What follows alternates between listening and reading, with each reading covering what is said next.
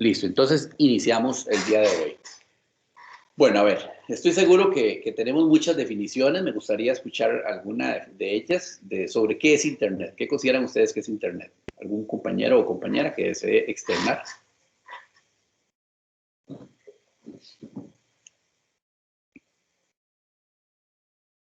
¿Qué creen que sea Internet? Digamos que a lo que puedo decir es como un sistema o una red, no sé, bueno, valga la redundancia, que conecta a todos los servidores. Ok, sí, es una posibilidad, ¿verdad? Bueno, un sistema, una red que conecta a todos los servidores. Pues ahorita vamos a depurar un poquito más esa definición, pero pues, es válida, ¿verdad? De primera entrada. ¿Algún otro compañero? La mayor red de información que ha existido hasta la época. La mayor red de información que ha existido. Sí, también podemos decir que es una red, digamos, de las más grandes que hasta el día de hoy tenemos. Vean qué interesante. Bueno, es una red que está expandida, ¿verdad? O está distribuida a nivel mundial, ¿sí? Inicialmente, ¿verdad? Era desarrollar un modelo que iba a interconectar las redes y que éstas soportaran algunos desastres locales. La idea básicamente era que la Internet o la gran red, ¿verdad?, estuviera intercomunicada sin alguna implicación. Entonces eso también era muy interesante.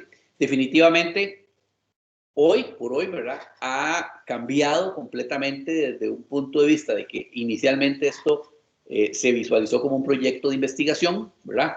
Y hoy por hoy tiene grandes dimensiones desde el punto de vista comercial, ¿verdad? A nivel mundial.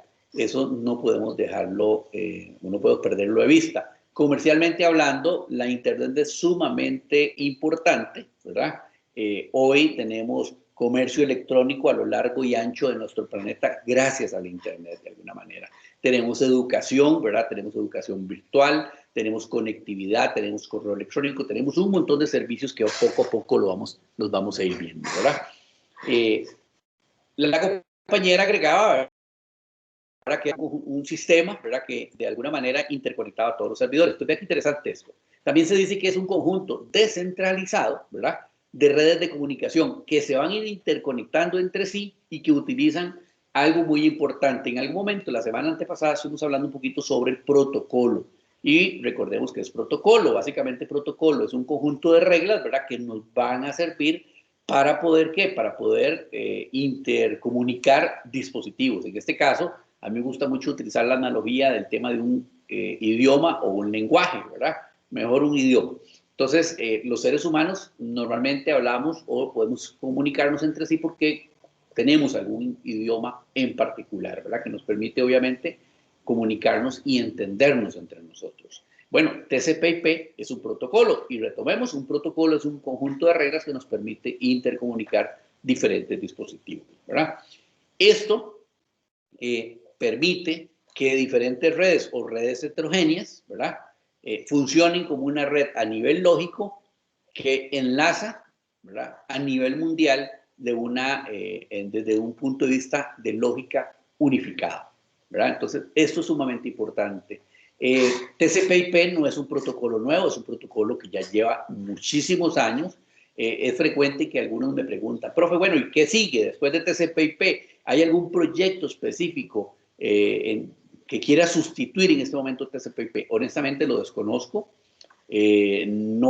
Pareciera ser que no ha surgido, ¿verdad?, un proyecto que quiera migrar específicamente el protocolo de TCP/IP hacia por decirlo así, una actualización, una nueva versión, una mejora, ¿verdad? No conozco a ciencia cierta en concreto. He leído algunos atestados, he leído algunos borradores y propuestas de algunas derivaciones, pero específicamente algo que ya puntúe y que diga esto es lo que va a reemplazarlo, no lo conozco, ¿ok?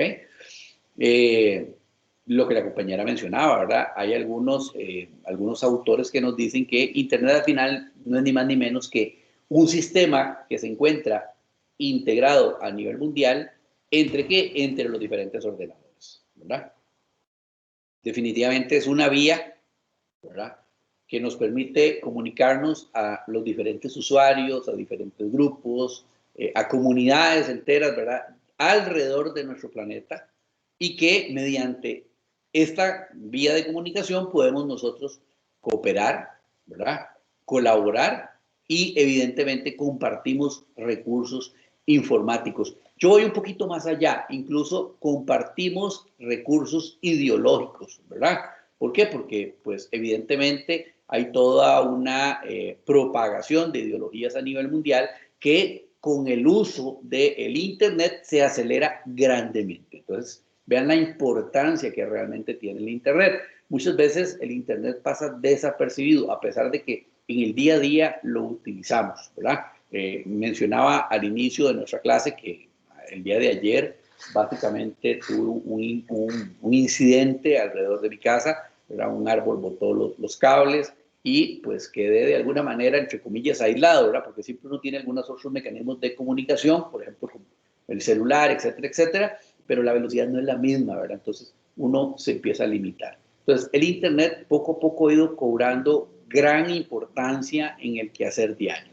Y aunque suena muy trillado, ¿verdad?, con todo este tema de la pandemia, ha venido a, yo diría, a tomar mayor relevancia, mayor fuerza, porque dependemos en gran medida del servicio de Internet. No en vano se habla, las estadísticas dicen que se incrementaron los puntos de acceso en enlaces o en tecnología que nos permite mayores anchos de banda y por consiguiente mayores velocidades de interconexión, ¿verdad? Por ejemplo, los diferentes ISP o los Internet Service Provider que tenemos en nuestro país han incrementado los puntos de fibra óptica y algunos otros mecanismos para poder conectarnos. Dice que cada computador o cada ordenador, ¿verdad?, que se encuentra conectado a Internet puede comunicarse con todos los otros ordenadores conectados. Evidentemente hay un tema ahí de accesos, ¿verdad? Hay un tema de usabilidad entre equipos, etcétera, etcétera. ¿Algún detalle o alguna observación o consulta o comentario que desea hacer algún compañero o compañera hasta acá?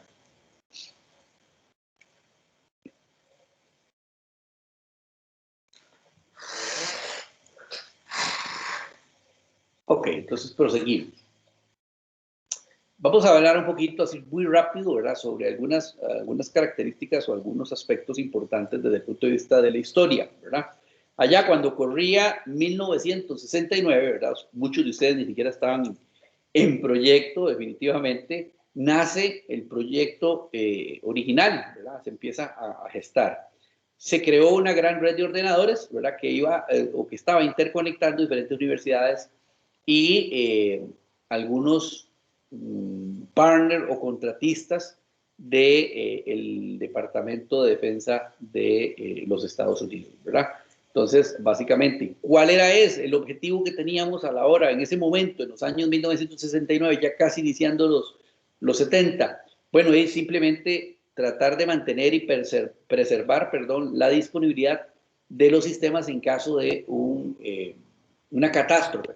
Evidentemente, desde el punto de vista del Departamento de Defensa de los Estados Unidos, una catástrofe bélica, ¿verdad? La idea de ellos en particular era que si ocurría una catástrofe mundial a nivel de una guerra, pues que se mantuvieran los enlaces de comunicación para poder, evidentemente, poder transportar información de un lugar a otro sin interrupciones, ¿verdad? Y, pues, ¿por qué no decirlo, ¿verdad?, comunicar usuarios ubicados en localidades remotas para que compartieran todos los recursos que tengamos claro que en esos años eran sumamente escasos, ¿verdad? O sea, hoy tenemos interconexión, hoy tenemos servicios, tenemos aplicaciones, etcétera, etcétera, múltiples usuarios conectados, hoy 24/7, 365 días a la semana, tenemos equipos interconectados entre sí, pero en 1969 la historia era otra, ¿verdad? Eran pocos computadores a nivel mundial interconectados, recordemos que la comunicación no era tan fluida, ¿verdad? Entonces, esto era sumamente importante que sucediera para esas épocas, ¿verdad? Sus creadores, repito, básicamente el Departamento de Defensa de los Estados Unidos de Norteamérica o de América, ¿verdad?, a través de la Agencia de Proyectos de Investigación Avanzada, lo que se conoce como la ARPA, ¿verdad? Y por eso es que nace o se habla del proyecto de ARPANET, ¿verdad? Adelante. Creo que por ahí alguien quiere hablar. No, ok. No, quiero decir eso, que ahí no es cierto, el ARPANET. Sí, correcto. A partir de allí, a partir de ARPA, ¿verdad? Que era la Agencia de Proyectos de Investigación Avanzada de ese entonces, ¿verdad? Y teniendo en cuenta que lo que estábamos generando o se estaba generando en ese momento era una red, pues evidentemente se toma o nace el famoso concepto de ARPANET, ¿verdad? De ahí surge. Y es importante que nosotros lo conozcamos, ¿verdad? ¿Por qué? Porque esos son los orígenes. Entonces, muchas veces en una conversación o alguien nos pregunte, mire, es que yo he escuchado hablar del ARPANET. Bueno, ¿qué es el ARPANET? No es ni más ni menos que el Internet o el origen del Internet.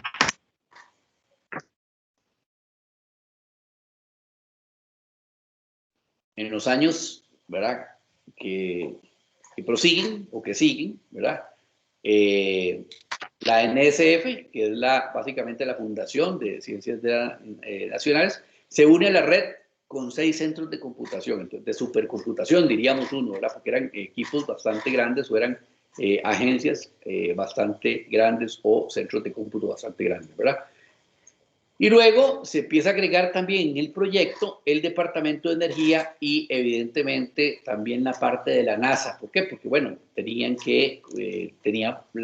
la posibilidad de utilizar todas estas herramientas, unificar las comunicaciones y todos conocemos la misión de la NASA, ¿verdad?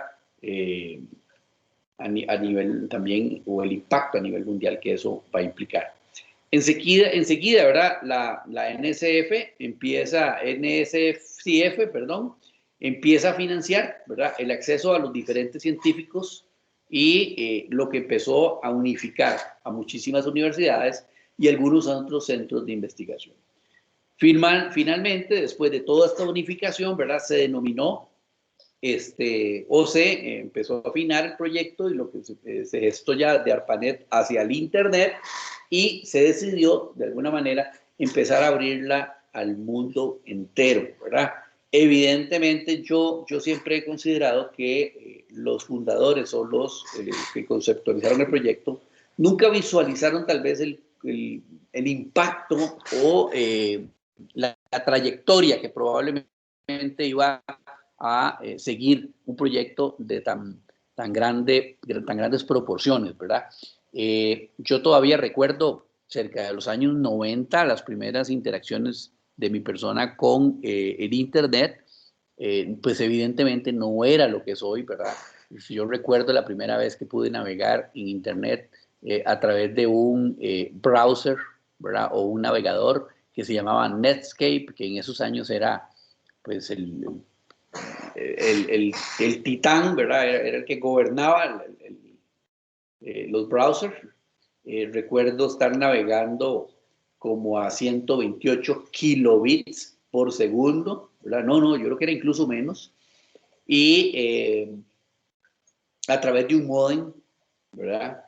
Una llamada telefónica y conectarme a La Nación. Y lo que aparecía era simplemente una página blanca con fondo blanco y una serie de textos. Olvidémonos de imágenes, había muy pocas imágenes dentro del Internet en ese tiempo. Los anchos de banda eran ínfimos, ¿verdad? Por no decir escasos. Y la información que en 1990 ya era bastante la que existía, pero no era tan accesible como el día de hoy, ¿verdad? Hoy no, hoy tenemos pues básicamente la manera de compartir todo el tema de multimedia, Full HD, etcétera, etcétera, ¿verdad? Entonces hoy ha cambiado completamente la filosofía o las posibilidades que tenemos desde el Internet, ¿verdad? Hay algo que interesantísimo, ¿verdad? ¿Qué consideran ustedes? ¿Internet será lo mismo que World Wide Web?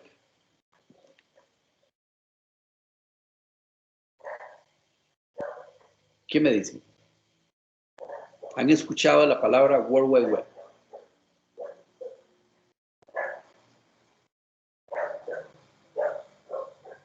¿Alguno que desea hacer alguna aportación?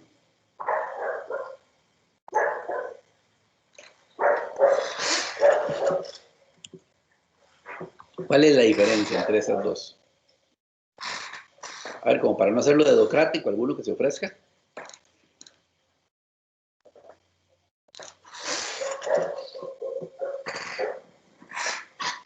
¿Ninguno? Bueno, ya ahorita vamos a resolver y nos vamos a dar cuenta si realmente Internet es lo mismo que World Wide Web. Vamos a sacar nuestras propias conclusiones. Bueno, Ajá. yo podría agregar un comentario, profe. Adelante, adelante.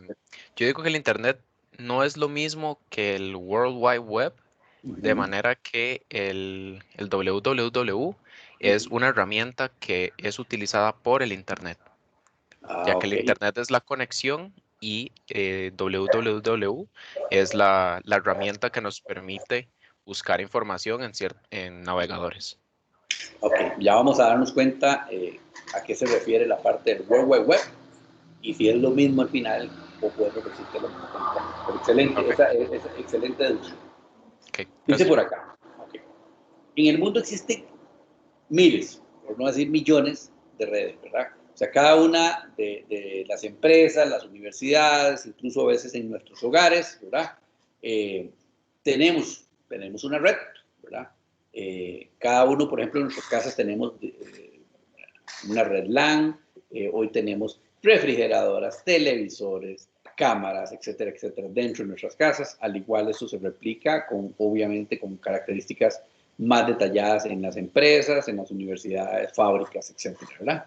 Dichas redes o todas estas redes evidentemente comparten datos, ¿verdad? Y recursos de manera interna y algunas de manera externa, ¿verdad? La interconexión de estas diferentes redes que tenemos a nivel interno es lo que nosotros conocemos como Internet, ¿verdad? Que es lo que nos estaba comentando el compañero. En pocas palabras, ¿verdad? ¿Qué es Internet? El concepto de Internet como tal es una red a nivel mundial descentralizada, ¿verdad? Que van a utilizar ¿qué? Van a utilizar los diferentes, bueno, más bien, van a utilizar el protocolo TCP/IP para poder hacer intercambio de archivos, ¿verdad? Esos archivos también implican, evidentemente, información. Yo le agregaría a los archivos servicios también, ¿ok? Entonces, eso es importante que lo tengamos por ahí. Algunas características que nosotros vamos a encontrar o que tenemos que tener claro desde el punto de vista del concepto de Internet es que básicamente Internet está compuesta, ¿verdad? Por el conjunto centralizado de todas nuestras redes a través de este protocolo. A través de este protocolo sumamente importante, y vamos a repetirlo muchas veces, es que nosotros tenemos la posibilidad de interconectar nuestros diferentes dispositivos, ¿verdad? Permite intercambiar, consultar diversos tipos de datos, repito, servicios. ¿A través de qué? Normalmente, ¿verdad? A través de navegadores o lo que nosotros vemos como los sitios o las páginas web. Ahí podemos intercambiar imágenes, textos, audios, etcétera, etcétera, etcétera. O sea, miles de contenido podemos intercambiar a través de la Internet. La World Wide Web, ¿verdad? Es un sistema que funciona a través del Internet específicamente, lo que nos decía el compañero, por el cual yo voy a poder transmitir diversos tipos de datos a través de ¿qué? De un protocolo en particular que se conoce como HTTP, ¿verdad? O protocolo de transferencia de hipertextos. ¿Qué son estos? No son ni más ni menos que los diferentes enlaces que yo voy a tener a través de las páginas web. ¿Ok?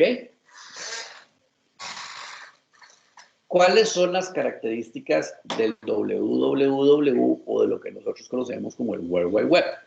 Primero que nada, es necesario tener una conexión a Internet. Entonces ya vemos que el World Wide Web se basa o utiliza la herramienta del Internet para poder trabajar. Para poder consultar ¿qué? A través del World Wide Web, las diferentes páginas web. Cualquier dirección, llámese Hewlett Packard, hp.com o Dell.com, Amazon.com, ufidelitas.ac.cr, etcétera, etcétera, etcétera, ¿verdad? Herramientas de Internet que permite acceder a un gran número de contenidos, ¿verdad? Que a su vez nos van a ir direccionando a otros diferentes contenidos o páginas. Para la creación del World Wide Web, ¿verdad? Se emplea un lenguaje, ya hablamos un poquito en algunas semanas pasadas sobre los lenguajes, ¿verdad? Básicamente utilizamos el HTML, que es el Hypertext Markup Language, ¿ok? Lenguaje de marcas que nos va a permitir crear documentación o documentos, perdón, para compartir a través de nuestra internet. También importantísimo, emplea el recurso o el sistema del localizador uniforme de recursos, lo que nosotros también conocemos como el URL. ¿Qué es el URL? Básicamente es la dirección en concreto que va a determinar cada uno de nuestros recursos, ¿verdad? O que me permite poder determinar cada uno de nuestros recursos dentro del Internet. Eso es un identificador que tiene cada uno de los recursos, en nuestro caso, cada una de nuestras páginas, documentos, archivos, etcétera, etcétera, etcétera.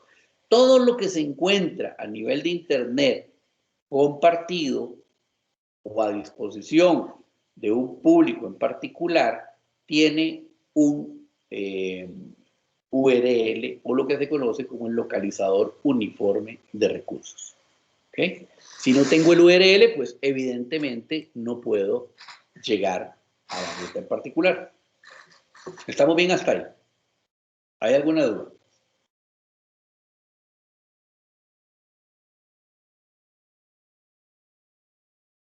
Todo claro, profe. Ok, perfecto. Entonces continuamos. Vamos a retomar un poquito el concepto de protocolo. Ya habíamos hablado que un protocolo, en algún momento, es un conjunto de formatos y procedimientos o un conjunto de reglas, ¿verdad? Entonces vean este concepto que tenemos por acá. Un protocolo es un conjunto de formatos y procedimientos, lenguajes y códigos que van a gobernar el intercambio de información entre los dispositivos o entre los computadores. Realmente es una serie de normas técnicas, ¿verdad?, que los sistemas deben de ir utilizando, completando, llenando para poder ser compatibles y poder obviamente conversar entre sí o comunicarse entre sí. El protocolo que va a establecer todas las reglas, toda la normativa, todos los procedimientos que van a garantizar, ojo con esto, sumamente importante, que van a garantizar la integridad y correcta secuencia, ¿verdad?, de los datos que yo estoy transmitiendo. Entonces nos podremos imaginar, por ejemplo, cómo hago yo para transmitir un video a través del Internet. ¿Cómo hago yo para poder transmitir una canción? Para transmitir algo tan sencillo como un hola. Cada palabra, cada bit, ¿verdad?, que yo estoy mandando a través del Internet debe de tener una secuencia lógica. Lo estuvimos hablando un poquito en semanas anteriores y cuando vimos el sistema numérico binario, ¿verdad? Hexadecimal y decimal que estuvimos viendo en semana 2, si no me equivoco, por allá. Entonces, esto es importante. El protocolo me va a dictar toda la reglamentación y me va a garantizar que cuando yo envíe la información se haga de forma íntegra y correcta, ¿verdad? Toda la secuenciación del envío de información. Ya hablamos un poquito que el protocolo en concreto que nosotros utilizamos en Internet es lo que se conoce como TCP/IP. ¿De dónde viene la palabra o el acrónimo de TCP/IP? Bueno, viene de dos protocolos en particular que hacen su tarea de una manera también en particular, se unifican y lo utilizamos para poder brindarnos el servicio de comunicación entre los dispositivos a través del Internet.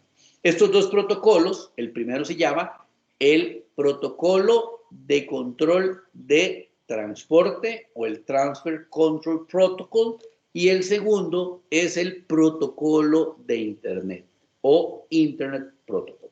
Okay, entonces, la palabra de TCP/IP nos deriva de este par de protocolos que juntos hacen su tarea. TCP/IP, ¿qué es lo que nos dice? Bueno, básicamente incluye todas las especificaciones que van a identificar a cada uno de nuestros computadores o dispositivos, ¿verdad? En cuanto a qué, una vez más lo que estábamos hablando, en cuanto a formato, ¿verdad? Para el transporte de todos nuestros datos y la verificación de la integridad y la parte de la secuencia de nuestros datos a través del Internet. Si nosotros queremos enviar información a través del Internet, forzosamente nuestros dispositivos deben de conocer o reconocer el protocolo TCP/IP. ¿Okay? ¿Qué pasa si yo no conozco el protocolo TCP/IP y necesito enviarlo? Pues evidentemente alguien que no pueda, digamos, si yo no lo tengo, no voy a poderlo enviar por Internet. ¿Por qué? Porque todos los equipos hablan o conocen el protocolo de TCP/IP. Alguien por allá una vez me dijo, profe, y entonces si yo genero un protocolo, por ejemplo, yo vengo y genero un conjunto de reglas, ya vamos a hablar de que no es un conjunto de reglas estándares, ¿verdad? Porque no todo el mundo la conoce, ¿yo podría enviar un paquete de un lugar a otro? Claro que sí. Si genera su propio protocolo o utiliza otro protocolo, pues tiene la posibilidad de enviar información de un lado al otro. Pero para poder utilizar toda la infraestructura de Internet, forzosamente va a necesitar TCP/IP, porque toda la infraestructura en ese momento habla y conoce TCP/IP. Profe, Adelante. aparte de ese protocolo, ¿hay alguno otro que se implemente o eso ya es a nivel, digamos, privado? Por ejemplo, una empresa tiene un protocolo ellos, por así decirlo.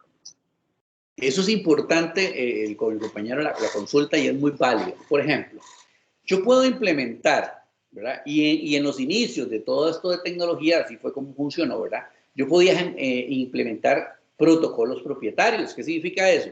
Bueno, evidentemente, si yo sé cómo, si yo, por ejemplo, no sé si alguien se acuerda cuando era chiquillo, si alguna vez lo hicieron, o tal vez yo estoy muy viejo y solamente lo hicimos nosotros, en nuestra generación, pero a veces uno le enseñaba a hablar, o yo especialmente oía a las muchachitas hablar, decía, vamos a hablar en K, o vamos a hablar en E, etcétera, etcétera. Entonces inventaban como un idioma medio extraño ahí, ¿verdad? Yo nunca fui como muy seguidor a poder hacer eso, pero me acuerdo que mis compañeras en escuela lo hacían. Entonces, solo entre ellas, en buena teoría, se podían escuchar, porque solo se podían conversar, porque solo ellas conocían ese lenguaje, ese idioma, ¿verdad? Si se quiere decir pseudo idioma, o ese protocolo. La respuesta a si yo puedo tener un protocolo propietario hablando con otro equipo, sí puedo hacerlo, pero no en Internet, porque para que yo pueda transmitir información de un lugar a otro a través del Internet, mis equipos deben de hablar el TCP/IP. Si yo hablo un protocolo propietario, puede ser que si yo conecto directamente los dos dispositivos, se hablen, ¿verdad? Pero si lo conecto a otro que no conoce ese protocolo, no va a poder hablarse, y por consiguiente, y ahorita vamos a ver las capas del modelo, no podemos transmitir información de un lugar a otro porque no existen esas reglas o no las puedo interpretar. Ok, sí, de hecho, por eso te hacía la aclaración de que si era como a nivel privado, porque me lo imaginé que era como tal vez una forma de, no sé si está bien de decirlo, como de encriptar, por así decirlo.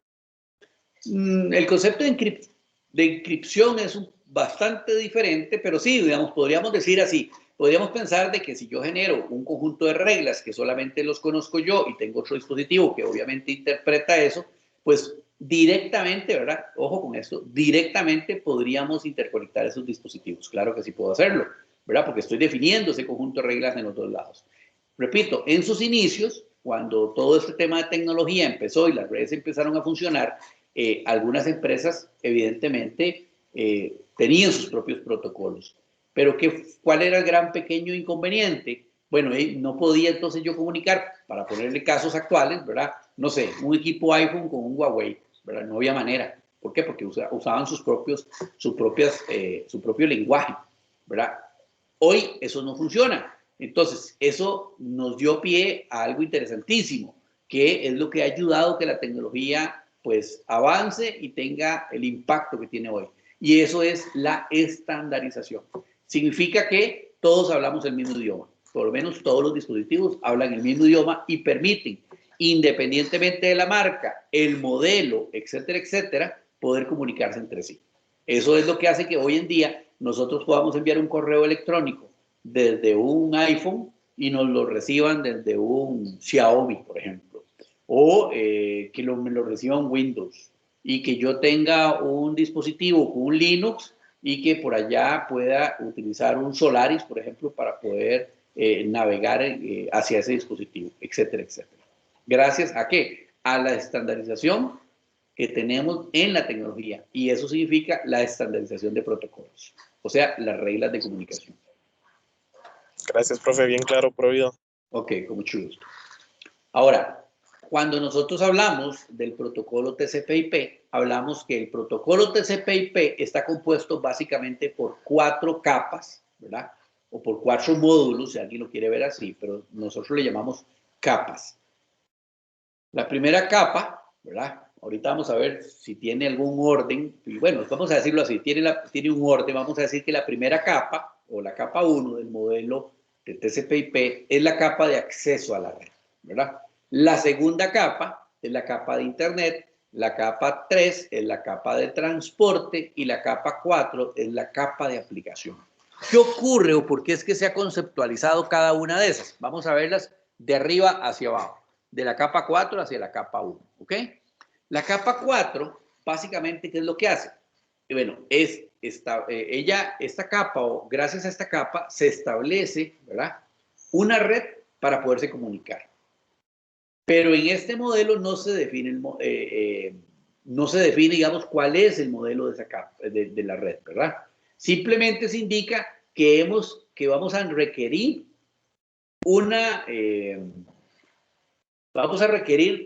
el poder obtener un enlace entre los equipos. Por aquello, también tenemos un famoso modelo que se conoce como el modelo OSI. El modelo OSI también está compuesto en capas. Entonces, más adelante también vamos a hablar un poquito sobre eso, pero aquí vamos a centrarnos un poquito en la capa de TCP/IP. Entonces, la capa de aplicación, ¿verdad? Y aquí hago una observación con respecto al modelo OSI por aquello que hay algunos que ya tengan un poquito de conocimiento, no lo confundamos. La capa de aplicación del modelo de TCP/IP, recordemos que TCP/IP es un modelo que me sirve para poder intercomunicar solamente a través de Internet, ¿verdad? Entonces, la capa de aplicación específica me permite tener funcionalidad desde el punto de vista de red, ¿verdad? En este nivel. Nosotros utilizamos diferentes protocolos. Y aquí es donde a veces la gente me dice, ¿cómo? Un momentito, a ver, es un protocolo, pero además tenemos otros protocolos. Sí, claro. El protocolo TCP/IP es el protocolo de Internet y hace uso de diferentes protocolos o tecnologías también. ¿Para qué? Para servirse. En la parte de aplicación del modelo de TCP/IP utilizamos ¿qué? El Ethernet, por ejemplo. La parte de Wi-Fi, ¿verdad? Para poder utilizarlo. Entonces ya vamos a ir asociando un poquito. Ethernet y Wi-Fi son tecnologías o protocolos que se utilizan dentro del protocolo o se sirven, ¿verdad?, del protocolo de aplicación del modelo de capas de TCP/IP. La capa de Internet permite el intercambio de toda la paquetería a través de la red desde un lugar a otro, ¿verdad? Desde el punto de origen al punto destino. Solo puede utilizar el protocolo IP. ¿Ok? Entonces, véanlo así.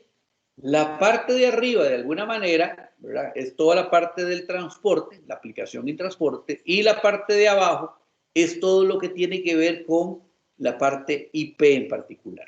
¿Ok? La capa de transporte de TCP/IP, y aquí hago siempre la observación de TCP/IP, transmite datos de forma óptima, en condiciones normales, libre de errores, entre aplicaciones, ¿verdad? Segmenta paquetes. ¿Qué significa segmenta paquetes? Literalmente, imaginémonos una tira de salchichas que va a ser enviada de un lugar a otro, pero yo no envío la tira completa de salchichas. ¿Qué hago? Separo cada una de las salchichas.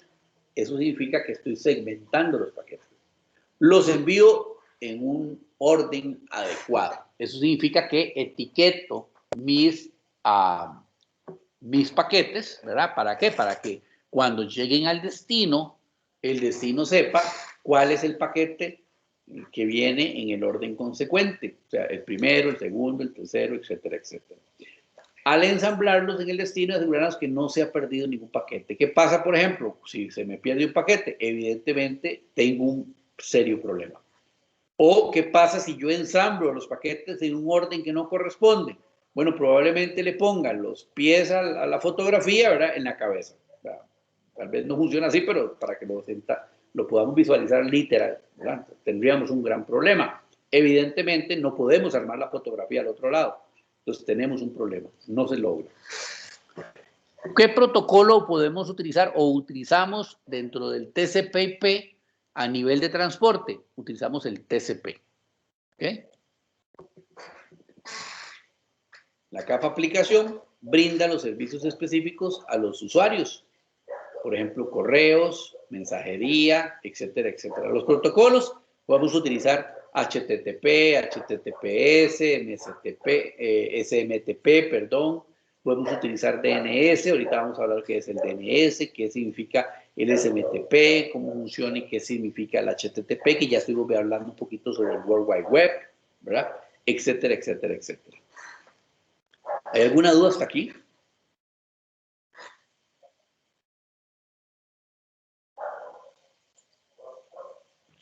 Vamos bien, profe. Estamos bien, ok. Para que sea posible, ¿verdad? Para que tengamos la posibilidad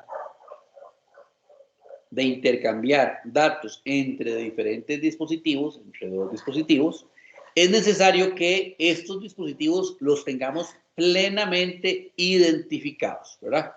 Tanto el que está enviando la información como el que la está recibiendo. Algunos por ahí utilizan el acrónimo del TX y el RX, que es el que transmite y el que recibe, para que también lo encuentren, si lo encuentran ahí en la literatura, no tengan mayor problema, ¿ok?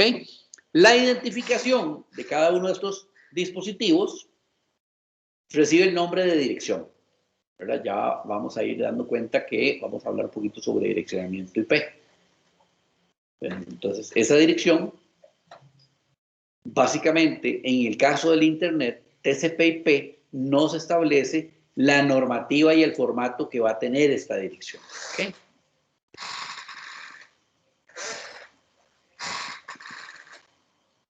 Estas direcciones, cuando estamos hablando de TCP/IP, es lo que nosotros conocemos como la dirección IP. ¿Cuál es el papel de la capa realmente del modelo TCP/IP, en concreto la capa IP? Bueno, es averiguar cómo vamos nosotros a rutear, lo que se conoce como el ruteo, o encaminamos paquetes o los datagramas a una ruta final o a un destino final. Eso lo conseguimos a través del protocolo IP. Para hacer esto, vamos a necesitar que cada una de nuestras interfaces de red tenga una dirección IP. ¿Ok? Esto nos garantiza o nos identifica tanto un ordenador concreto como la red a la que éste va a pertenecer. A mí me gusta mucho utilizar la analogía también de como el número de casa versus el barrio o el residencial o la urbanización. Bueno, ahora está muy de moda los edificios, ¿verdad? Etcétera, etcétera, a donde pertenece ese apartamento o esa casa, ¿verdad? El sistema de direccionamiento IP es un sistema jerárquico y importantísimo. Normalmente vamos a utilizar nuestras direcciones IP y vamos a visualizarlas, que nuestras direcciones IP son direcciones únicas a nivel mundial. Aquí tal vez algunos me va a adelantar y me va a decir, ¿cómo, profe? Un momentito, pero yo resulta que tengo redes privadas, redes públicas, etc. Más adelante vamos a ver ese tema. Y nos vamos a dar cuenta que al final a nivel mundial, de una u otra manera, tenemos un identificador único. ¿Ok? ¿Qué necesitamos saber de una dirección IP? Y aquí requiero, para los que tienen un poquito menos de experiencia, que le pongan bastante cuidado. Porque el direccionamiento IP o la explicación de la dirección IP es bastante sencilla, pero tiene algunos detalles que podrían dificultarnos, digamos, su entendimiento. Entonces, por favor, pongámosle en bastante atención. Si una dirección IP se expresa, primero que nada, vamos a pensarla que se expresa en forma decimal. ¿Ok? Nosotros la expresamos en forma decimal. En 4 grupos, perdón, de 3 dígitos separados por un punto o por puntos. Vamos a hablar como ejemplo de la dirección 167.216.245.249. Cada uno de estos números va a estar entre el 0 y el 255. ¿De cuáles números? De cada uno de estos segmentos, los que están divididos o los que están siendo divididos por el punto. Es requisito, sí o sí, o sea, obligatorio para todo ordenador conectado a la red, tener una dirección IP. Ahora, ojo con esto. Es requisito obligatorio para todo ordenador que esté hablando el protocolo TCP/IP. ¿Ok?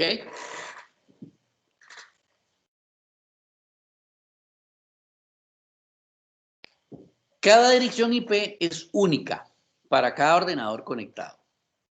Estas direcciones pueden ser asignadas de forma física, fija, o asignarse de forma dinámica en el momento en el que yo voy a realizar mi conexión. Entonces, voy a recapitular un poquito aquí. Una dirección IP está compuesta por 4 segmentos. En clases pasadas hablamos un poquito ahí de octetos, pero más adelante vamos a hablar de eso, no nos vamos a complicar. Cada uno de esos segmentitos pueden estar o abarcar el rango desde el 0 al 255. Estos segmentos están divididos o separados por un punto.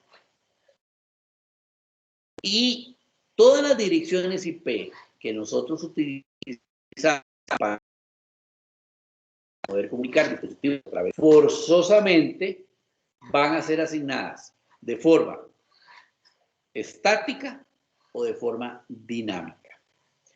De forma estática, podemos hacerlo así, tecleando, ¿verdad? Ahora vamos a hacer aquí rápidamente un ejercicio para los que no conocen esto. Entonces lo hacemos de forma estática, ¿verdad? Lo hacemos ya sea por línea comando o mediante la interfaz gráfica de nuestro sistema operativo, llámese Windows, etcétera, y vamos y ponemos puntualmente la dirección, o lo podemos hacer de una forma dinámica a través de otros mecanismos o otros sistemas que nos permite hacer eso. ¿Ok? Entonces ya ahora vamos a aprender a hacerlo ahí, probablemente después del break.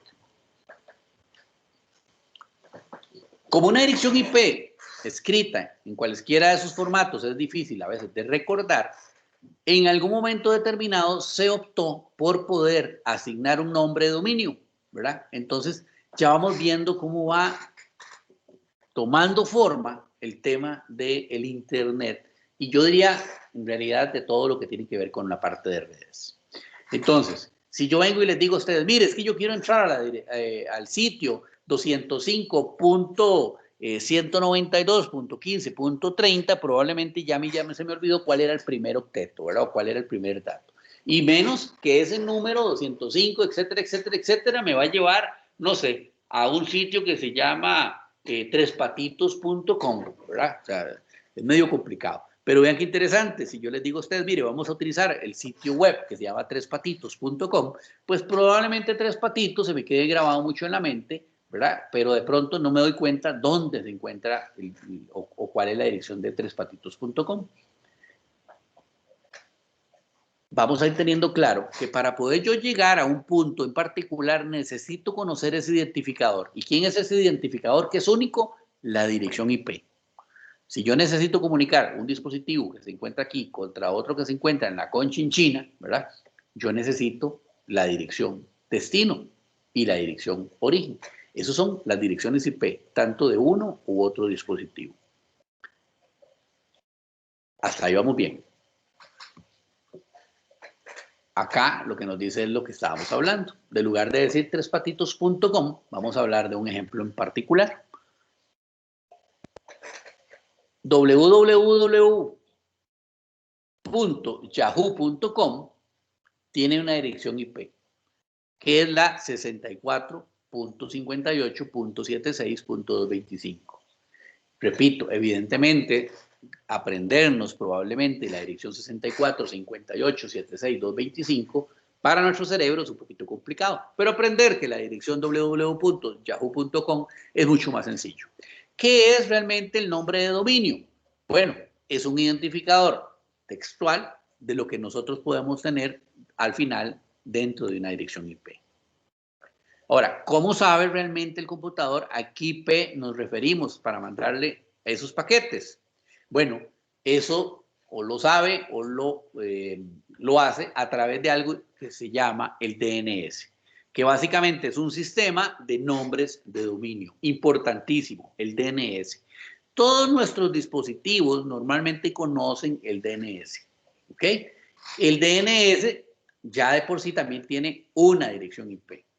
Normalmente vamos a hablar de que tenemos diferentes DNS. Yo puedo tener DNS en mi casa, en mi empresa, en mi compañía. Tengo DNS públicos que se encuentran publicados a través del Internet, etcétera, etcétera. Normalmente el DNS por excelencia, el 8.8.8.8, ¿verdad? Ese es uno de los que consolida muchas cosas a nivel mundial. Más adelante también vamos a ver un poquito sobre eso. Los DNS entonces, o los sistemas, ¿verdad?, de nombres de dominio, ¿sirven para qué? Para identificar a la máquina que aloja la web y funciona igual que cuando marcamos un número de teléfono. La central nos enruta hasta que encontramos el número único, el número al que nosotros realmente queremos llegar. De la misma manera, poniendo el número de máquina, nos lleva hasta la web. Como que es un poquito más fácil, por acá nos dice, ¿verdad?, recordar el nombre. En este caso, .com, .edu, .ac.cr, .fi.cr, etcétera, etcétera, ¿verdad? Entonces, básicamente, a partir de allí es que nacen o inventamos los famosos nombres de dominio. Que los vamos a vincular con un número. ¿Cuál es ese número? La dirección IP de nuestros equipos. La DNS de esta manera, o las DNS, ¿verdad?, o los DNS también, si en el futuro tenemos que cambiar la máquina o cambiamos la dirección por ampliación o por cambio de proveedor, notificamos a quién, al DNS, ¿verdad?, que acabamos de cambiar la dirección IP. Ellos hacen la correlación nuevamente y listo. Las personas no tienen que estar recordando o cambiando en sus registros, ¿verdad?, cuál era la dirección IP, sino que simplemente se sigue redireccionando al nombre en particular. Esta diapositiva acá nos muestra básicamente cómo funciona. Bueno, primero que nada, el usuario escribe, en este caso, www.sudominio.com, póngale el nombre que ustedes deseen en el nombre del dominio, ¿verdad?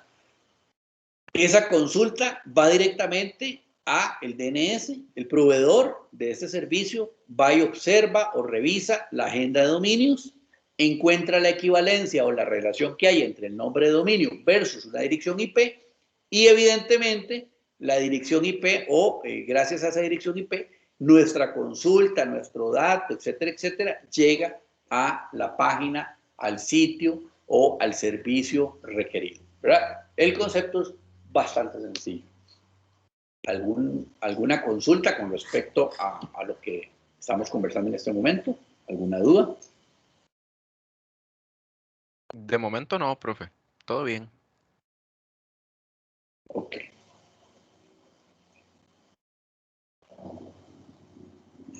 Una pregunta. Adelante. ¿Y cómo se vincula los nombres de dominio con las IP? ¿Cómo se vinculan los nombres de dominios con las IPs? Sí, ¿cómo se agregan? O sea, ¿cómo se actualizan? ¿Cómo se identifican?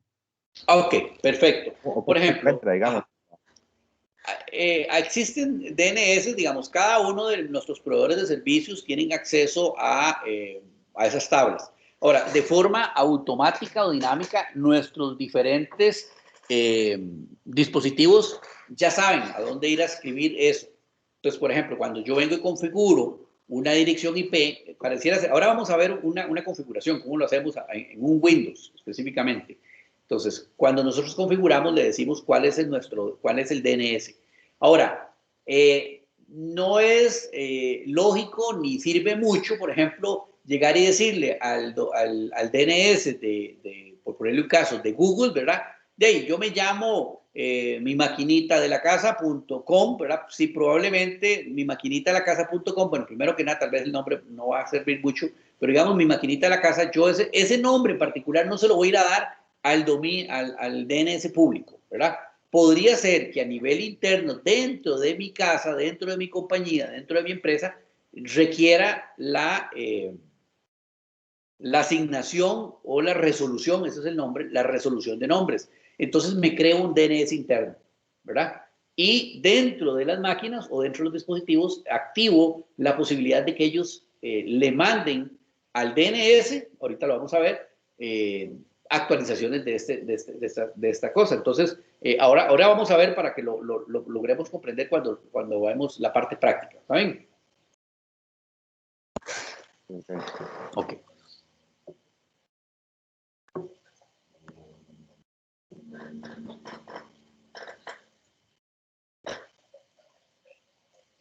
Dice, el Domain Name System, ¿verdad? O la dirección DNS es opcional, generalmente utilizada por ordenadores que prestan servicios a los usuarios, o sea, a los servidores. Pero aquí voy a hacer una modificación, ¿verdad? O aquí voy a hacer una observación, es la palabra. Cuando nosotros hablamos de una red interna, ¿verdad? Dentro de nuestras compañías, normalmente también vamos a resolver nombres. Entonces, es necesario que implementemos un DNS interno. Ahora, dentro de nuestras casas, podría ser que yo no necesite un DNS.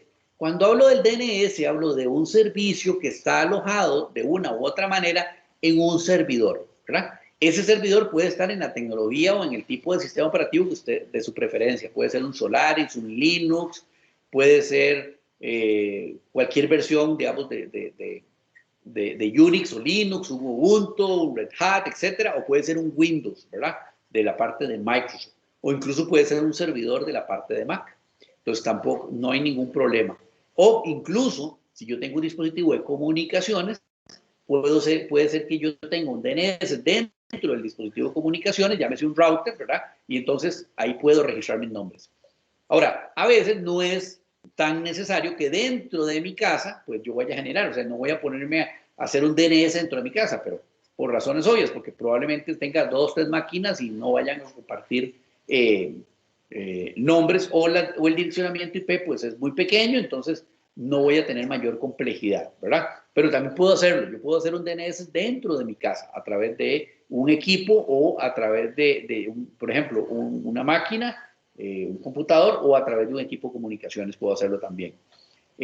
Siempre va a depender, ¿verdad? Siempre la palabra depende aquí es importante. Depende de mis necesidades. Importantísimo, el nombre del dominio, al igual que la dirección IP, debe ser única. Debe ser único, ¿verdad? Porque si se repite, pues evidentemente es como cuando hay en una familia de dos personas con el mismo nombre, que a veces sucede, ¿verdad? Entonces resulta que estamos en una actividad y de pronto decimos Alexis y hay 3 Alexis y los 3 vuelven a ver, ¿verdad? Entonces es lo mismo, exactamente lo mismo.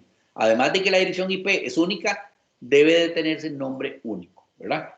Y normalmente van a corresponder, normalmente digo porque hay excepciones, corresponden a una única dirección IP. Su estructura es alfanumérica, eso es importantísimo, o sea, se está compuesto por texto y números y está integrada por el nombre, por subdominios y el dominio, separados por puntos, ¿verdad? www.internet.com, www.ufidelitas.ac.cr, ¿verdad? Etcétera, etcétera, etcétera.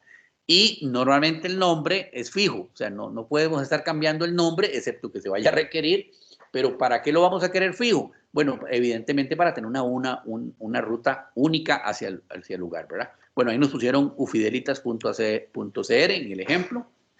Hay diferentes identificadores, ¿verdad? O identificaciones en Internet a través del mundo.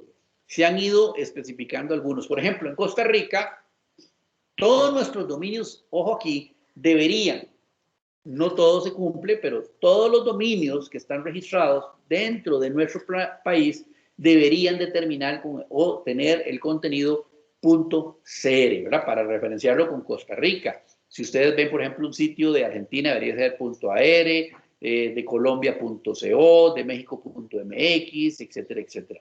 Ahora, también probablemente vaya a saltar la duda y me van a decir, ah, caray, entonces yo tengo un dominio aquí, no puede ser .com. Sí, sí puede ser .com, ¿verdad? Pero evidentemente me infringe esta normativa o esta norma que fue creada ¿para qué? Para poder segmentar de una forma adecuada a nivel lógico, ojo con esto, a nivel lógico, dónde se encuentra o cuál es el origen del dominio, ¿verdad?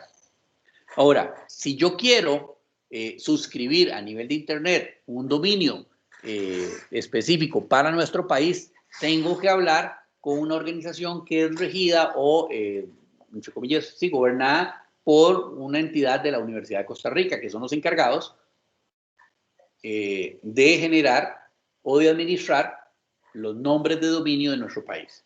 Si yo tengo interés de hacer un sitio web y no tengo interés, en ese caso, de ponerlo o radicarlo en Costa Rica y que no me interesa que diga .cr, entonces lo puedo comprar .com, etcétera, ¿verdad? Y puedo fácilmente suscribirlo, el sitio, con una empresa que aloje, ¿verdad?, sitios web fuera de nuestro país o incluso dentro del país que hacen ahí digamos, una transición. Si la hago en Costa Rica, aquí hay que hacer la observación, lo hago a través de una entidad que es costarricense, también es, los dominios .cr son mucho más caros que los dominios .com, ¿verdad? Tiene sus ventajas, estoy diciendo que estoy en Costa Rica o estoy radicado o es un sitio que tiene que ver con Costa Rica. En contraposición, los .com andan como en $8 anuales, el derecho de uso de ese nombre, ¿verdad? Entonces también, por ahí también alguien me va a decir, bueno, profe, pero yo también puedo alojar en sitios gratuitos y entonces sí tienen otras derivaciones y otras características que más adelante podemos conversarlas también.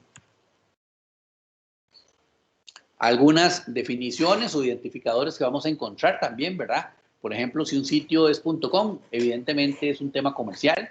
Si es .edu, es educativo. Si es .mil, es militar. Si es .org, son organizaciones u otras organizaciones. Si es .net, son recursos de la red. Entonces, va a depender mucho de qué es lo que realmente yo quiera. Aquí hago una observación. Esta definición o estos identificadores son un tema de ordenamiento lógico, ¿verdad? Entonces, hay personas que dicen, bueno, profe, mire, yo quiero hacer un sitio web para vender, no sé, empanadas en línea. Y entonces, pero ahí lo voy a poner .net, entonces, venta de empanadas.net. ¿Hay alguien que me lo impida? No, no hay nadie que se lo vaya a impedir. Siempre y cuando el sitio web, o el nombre, perdón, del dominio no se encuentre en uso, usted puede poner ahí venta de empanadas.net, ¿verdad? Lo ideal sería ventodeempanadas.com. Todavía lo más ideal sería venta de empanadas.cr probablemente, ¿verdad? O .co.cr para poder decir que es comercial desde Costa Rica. Pero nadie le impide que lo haga .net o .com, ¿verdad? Eso es importante que también lo consideremos. Pero hay un tema de orden. Cuando hablamos de nuestras empresas, si hablamos desde nuestras casas o hablamos de un tema, no sé, educativo, etcétera, etcétera, pues probablemente podamos, yo diría, pasarnos por alto algunas consideraciones. Pero cuando estamos hablando de nuestras casas, de nuestras empresas, pues evidentemente a nivel empresarial las cosas se deberían de ordenar muchísimo mejor, ¿verdad? ¿Hay alguna duda hasta aquí? Yo tengo una duda. Adelante. Bueno, no sé si me estaría adelantando un poco, pero es diferente una dirección DNS a un servidor DNS, ¿verdad? Sí, es diferente, porque el servidor DNS es el que reside, el que está alojando las direcciones, y la dirección como tal es el identificador. Ajá. Ok. Pues, Profe, Adelante. entonces sí puede hacer la combinación de ambos. Como digamos .com, .org o algo así. O solo... No, Normalmente, por ejemplo, cuando hablamos de comercial de un país en particular o queremos segmentarlo dentro de un país es .co.cr, por ejemplo, o .co.ar, ¿verdad? Cuando hablamos de .com, el .com es como más, más mundial, como más global, realmente. Es como el uso que se le da, ¿verdad? Ah, ok, gracias. Ahora, ¿existe la posibilidad? Sí, claro, sí existe la posibilidad de que yo venga y le mande a decir a un proveedor de servicios, ¿verdad? Que el nombre de mi equipo, del nombre de mi dominio, perdón, es .com.cr. Sí, sí existe la posibilidad. Es un poco medio raro, pero sí existe la posibilidad. Pero no se ve bien, digamos. Y normalmente sería .cr, digamos, .com o algo así, pero no se ve bien. ¿Qué es lo que hacen muchas veces para referenciar eso y, digamos, evitar ese tipo de, yo diría, de incongruencias? No sé, le pongo al sitio misitiocr.com, ¿verdad? Entonces ahí sí, porque es mi sitio, estoy haciendo la referencia, que de alguna manera que es de Costa Rica, y .com que es comercial, ¿verdad? No le hago .cr.com, porque es medio extraño, pero sí existen sitios así. Ok, el ICANN, ¿verdad? Básicamente asigna direcciones IP a ¿quiénes? A los Internet Service Provider, que son los que a su vez le asignan dentro de su huella de operación direccionamiento IP a sus clientes, ¿verdad? ¿Quiénes son los ISPs, por ejemplo? Bueno, el ICE es un ISP, Claro es un ISP, Cope Santos es un ISP, Telecable, etcétera, etcétera, etcétera, ¿verdad? Los proveedores de servicios de Internet. Entonces, el ICANN, ¿qué es lo que hace? El ICANN viene y le dice a usted, proveedor de servicios, mire, usted tiene un rango específico para poder utilizar el direccionamiento IP. Aquí no hemos hablado mucho de eso, pero el direccionamiento IP es agotable, ¿verdad? Hay una cantidad específica de direccionamiento IP que nosotros podemos utilizar. ¿Por qué? Porque hay una secuencia de 1 o de 0, perdón, a cierto número. Más adelante vamos a ver eso. Entonces, esos números se me agotan, ¿verdad? O sea, hay una cantidad finita de direccionamiento. Por eso es que, y en algún momento me imagino lo han escuchado, por eso es que ya no hablamos de IP versión 4, que es la versión que normalmente utilizamos en nuestras casas y en nuestras industria. Por eso también hablamos de IP versión 6. La IP versión 6 es el mismo concepto, direccionamiento IP, DRS, etcétera, orientado a un esquema diferente que nos brinda la posibilidad de no duplicar, aumentar exponencialmente la cantidad de direccionamiento IP. Hoy por hoy ya no hablamos direccionamiento, bueno, sí hablamos direccionamiento IP versión 4, pero también hablamos direccionamiento IP versión 6. Hoy por hoy todos nuestros sistemas operativos tienen la capacidad de hablar IP versión 6. Lo que pasa es que también normalmente no lo utilizamos mucho, y también más adelante vamos a hablar un poquito sobre IP versión 6. El ICANN supervisa el registro de los dominios y los nombres de los dominios. Entonces, al final, de alguna manera, este ICANN es un ente regulador o un ente, sí, regulador es la palabra, que está verificando que las normas no se infrinjan. ¿Para qué son estas normas? Evidentemente, para poder poner orden, llevar un control de todo lo que se conecta el día de hoy a través de la Internet, ¿verdad? El IANA supervisa la asignación global de toda la parte del direccionamiento IP, todo lo que son los sistemas autónomos, servidores raíz de nombres de dominios, ¿verdad? Todo lo que estábamos hablando de los .co, .cr, los .com, etcétera, etcétera, y cualquier recurso relativo a al protocolo de Internet específicamente. Actualmente en un departamento operado por ICANN, o sea, el IANA, perdón, que es la autoridad que asigna los números dentro del Internet, pertenece o es un subdepartamento, ¿verdad? Una suborganización dentro del ICANN, para que lo tengamos ahí en cuenta. En Costa Rica, ¿verdad? Que les estaba hablando a ustedes ahora, de la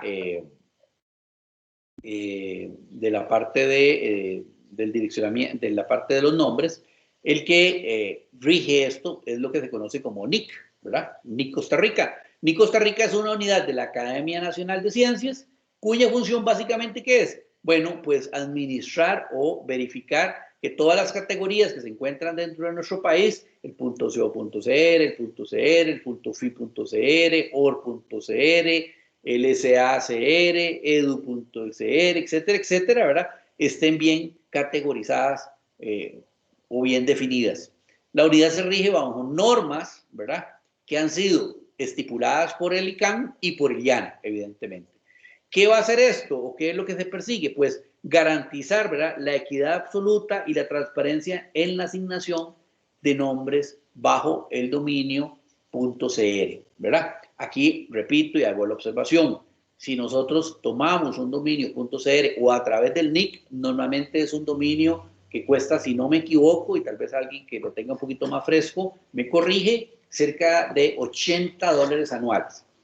Si lo hace a través de entidades que son fuera de nuestro país, cuestan cerca de, si no me equivoco también, son como $8 o $12, dependiendo del proveedor, anuales, ¿verdad?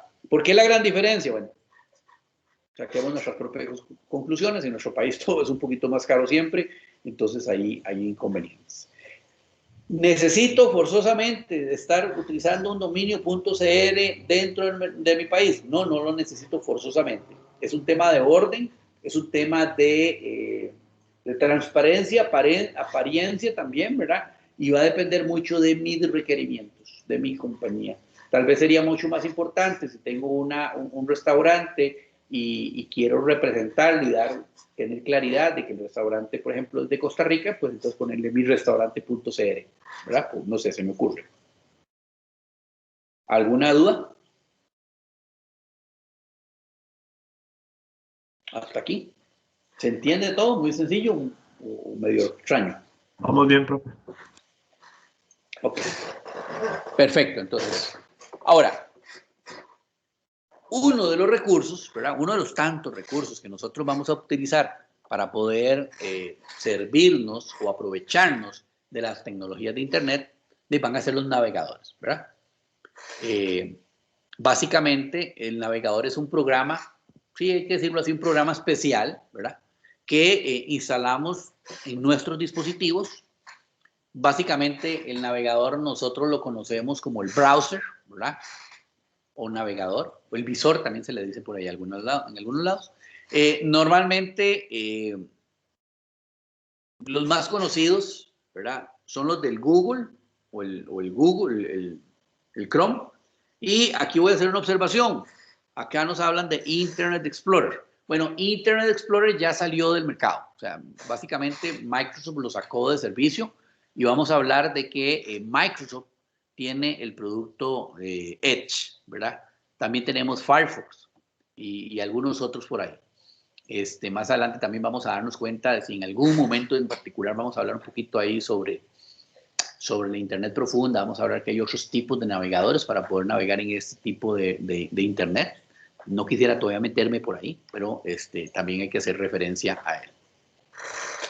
Evidentemente, como primera entrada, ¿verdad?, o el primer paso para poder nosotros utilizar nuestros recursos en línea, pues va a ser tener instalado o activar un browser o un navegador, ¿verdad? De lo contrario, pues nos va a ser un poquito difícil. Alguien un día me preguntó, profe, ¿yo puedo navegar a través del Internet sin navegador?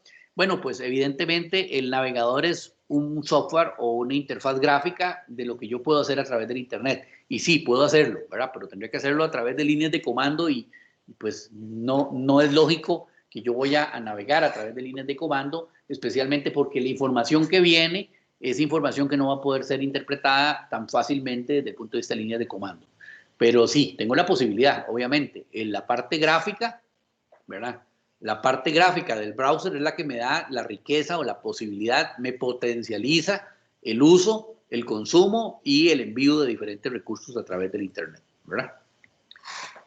El segundo paso para poder nosotros navegar, ¿verdad?, evidentemente es primero que nada, pues abrir nuestro browser, activarlo, instalarlo, etc. Y segundo, pues introducir una identificación o un identificador de recursos, que era lo que nosotros conocíamos como el URL, ¿verdad?, que es un formato donde nosotros normalmente vamos a encontrar o vamos a identificar la localización, de nuestros archivos, ¿verdad? Vamos a utilizar también, vamos a ponerlo por acá, aquí. vamos a utilizar dentro del URL, es importante, a veces pasamos por alto eso. Dentro del URL tenemos diferentes componentes. Primero que nada tenemos el protocolo que vamos a utilizar. Normalmente para navegar en Internet utilizamos el HTTP, normalmente, pero también podemos utilizar el HTTPS u otros protocolos que son útiles para poder navegar a través del servidor, de Internet. Luego, dentro del URL también debemos de especificarle, bueno, el servidor en donde se encuentra, ¿verdad? Es la máquina a la cual nosotros queremos llegar o donde se encuentra el componente, ¿verdad? Y normalmente este servidor está compuesto por dos partes. Por el nombre del server más el nombre del dominio. Y ya hablamos que es el dominio, que es todo lo .cr, .com, .co, etcétera, etcétera. Vamos a ver, también tenemos la posibilidad de decirle el puerto. Si nosotros ponemos una dirección, por ejemplo, como www.google.com, realmente estamos utilizando un puerto. Pero hay un puerto por defecto, que es el 80, que lo utilizamos para navegar en Internet. Entonces, si nosotros no le especificamos, además del protocolo, además del nombre del dominio, o sea, el nombre del servidor, perdón, donde viene el nombre del servidor más el dominio, no le especificamos un puerto, él asume por defecto el puerto 80, ¿verdad? Si nosotros requerimos navegar a través de otro puerto, podemos darle 2 puntos después del nombre del dominio, 2 puntos horizontales, y le ponemos, no, verticales, son verticales, 2 puntos verticales, y ponemos el número de puerto, y podemos también navegar.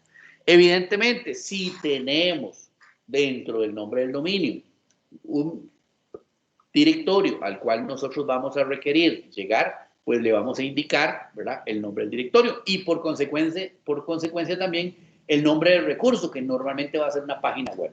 Entonces, llámese mi página.html o mi página.htm o mi página.spx, mi página, mi PHP, etcétera, etcétera, etcétera. El nombre que tenga la página. ¿Hasta ahí estamos bien?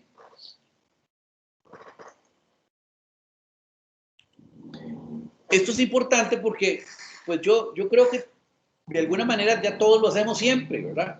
Lo que pasa es que lo pasamos por alto y en este caso en particular, futuros ingenieros de sistemas, ahora ya tenemos claro qué es lo que yo pongo realmente en una dirección, ¿verdad? Antes simplemente lo ponía, o algunos probablemente simplemente lo ponían y no sabían por qué lo estábamos poniendo. Y ahora tenemos claro por qué lo ponemos. A esto le voy a agregar o le quiero hacer una pregunta. Vean qué interesante. Acá esta dirección que tenemos en el acceso, o en la diapositiva, perdón, dice http://es.wikipedia.org 80/wiki/special search, etcétera, etcétera. Voy a detenerme a preguntarles. Por ejemplo, ¿qué pasa o qué se hizo o a dónde mandamos el famoso www. Que vemos muchas veces en páginas? Es necesario tener ese www.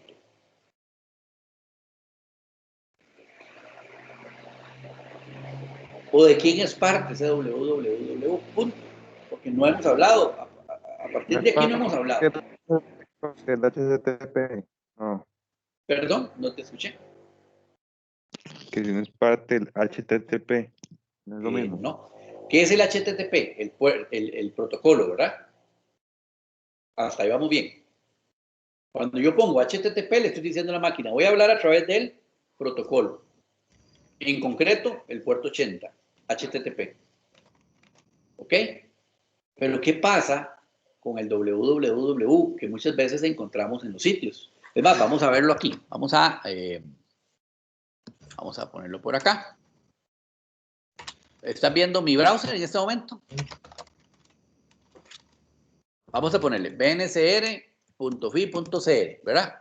Y se viene y entra ahí a bncr.fi.cr y me muestra la página o el web del Banco Nacional. Pero vean qué interesante, me puso https://www.bncr.fi.cr. ¿Logran ver mi browser, verdad? Sí. Sí, profe. Ok. Sí, profe. Voy de nuevo. Vean qué interesante. Yo vengo y le pongo bncr.fi.cr.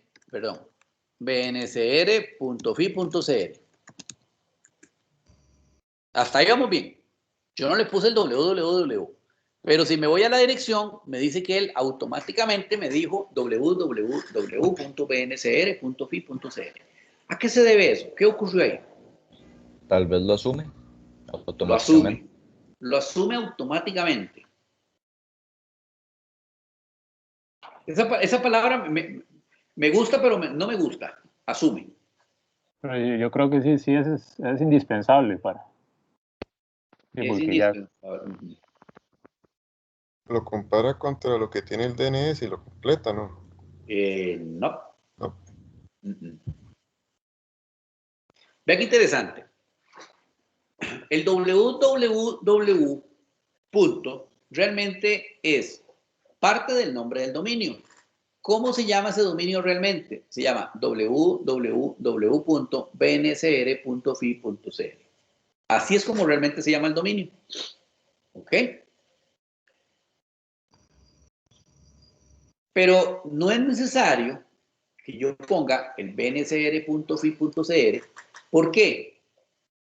Porque ahora sí, el DNS sabe que www.bnsr.fi.cr es alguien que se encuentra dentro de la red con una dirección IP particular.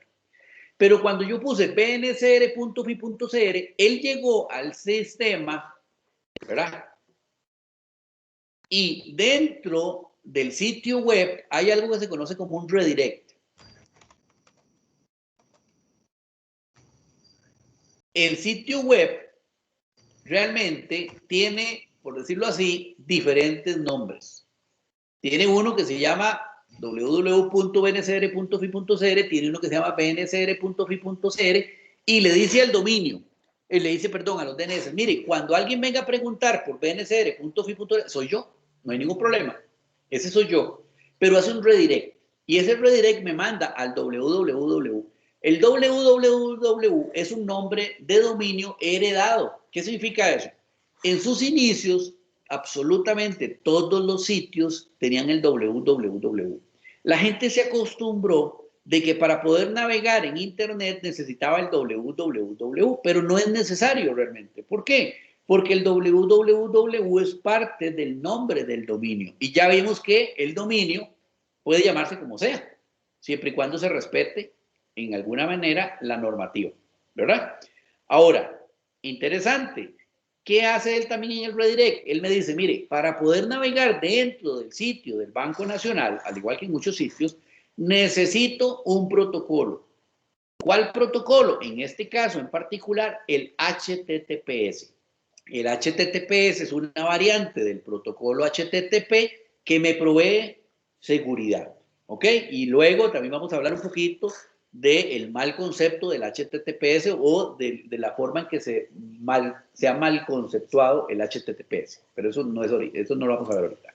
Entonces, resumiendo, cuando yo pongo bnsr.fi.cr, él hace a nivel interno dentro de su sitio web una redirección. ¿A quién? A www. Pero además de eso, ya él sabe que él necesita hablar mediante un protocolo diferente al protocolo HTTP.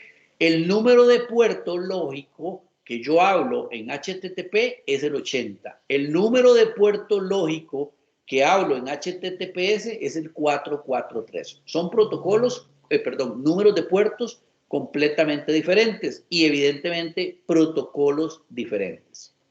¿Estamos claros hasta ahí? Profe, no sé si podría repetir lo último que dijo. Ok. Cuando hablamos HTTPS, no es lo mismo que estemos hablando, dice uno, utilizando el protocolo. Cuando utilizamos el protocolo HTTPS, es diferente de utilizar el protocolo HTTP.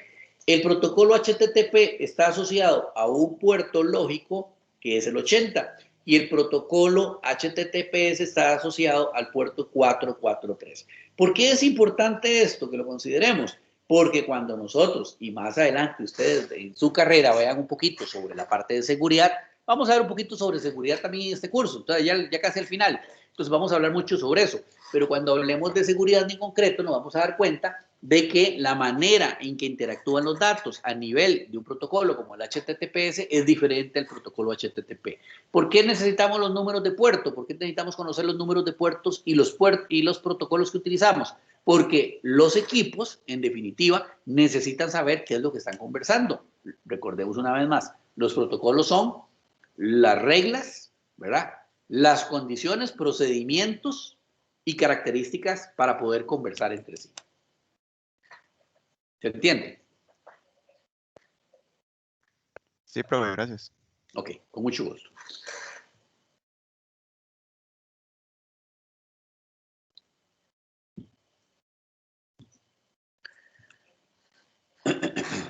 Ok, ¿qué tenemos nosotros o qué podemos utilizar nosotros en Internet?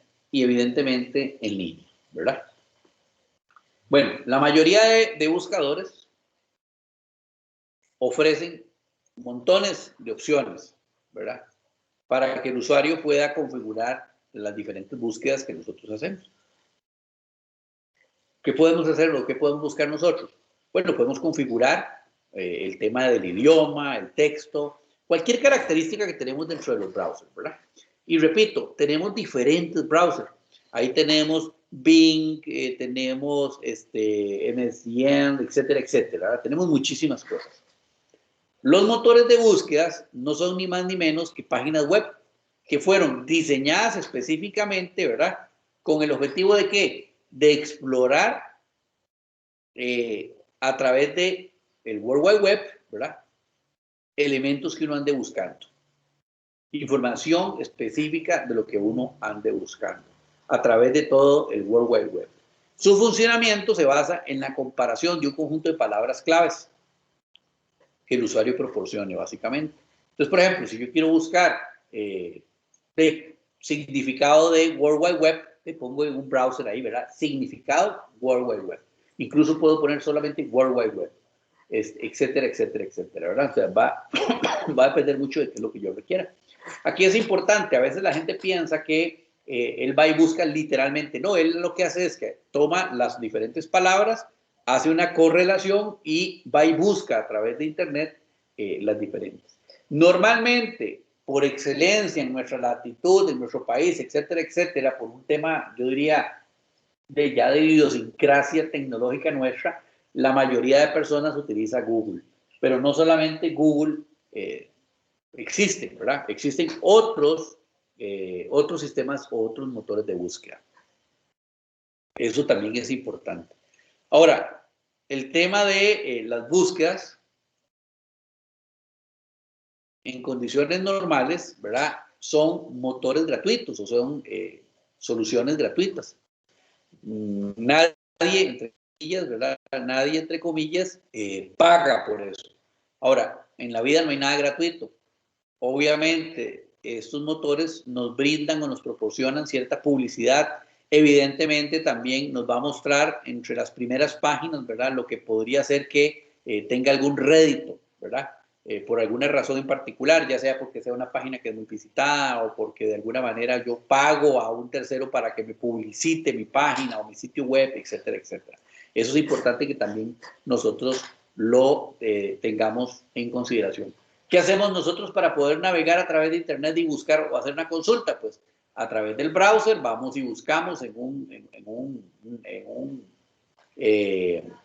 un sitio especializado, ¿verdad? Un motor de búsqueda, como el Google, por ejemplo, ponemos palabras claves que nosotros queremos buscar y nos devuelve normalmente un URL o una URL que nos va a permitir a nosotros navegar fácilmente. ¿Hasta aquí estamos bien? Sí, profe. ¿Ninguna duda? Ok, perfecto. Son las 7:30. Tomamos los 15 minutos de break. Así descansa un poquito mi garganta también. Y nos vemos dentro de 15 minutos. ¿Les parece? Listo, profe. Listo, entonces. Nos vemos dentro de 15 minutos.